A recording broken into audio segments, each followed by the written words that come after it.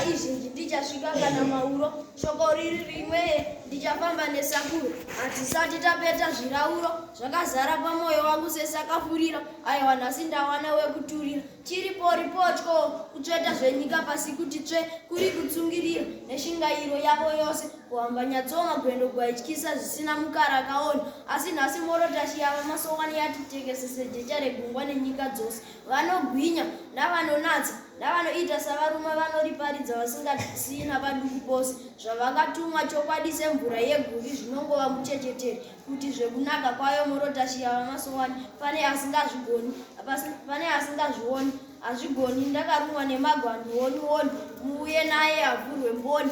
Mumwe angaramba kudzokera kwaakabva azonzi mishoni. Zvinoda takananga mishoni kusina zvikoni kana gosoro repazvikoni. Aya Morotashi yava masowani ndiyo dziva risina zvikoni. Ikereke ndimo munorira ngoma yangu kuti pangu. Kunyangwe ndikazodzwa vanoridzisa yavo pangu. Ndinobva ndaridzisa yangu pangu. Maita mahwekwe mainzwa sei pangu yangu. Ko yafurira pano saka ndopaichagutira. Ndakanzwa maonyera emaungira andakafarira ndikarichimbura. Raiva shoko rakakodzwa njanji kusimba sesimbi isingabati ngura.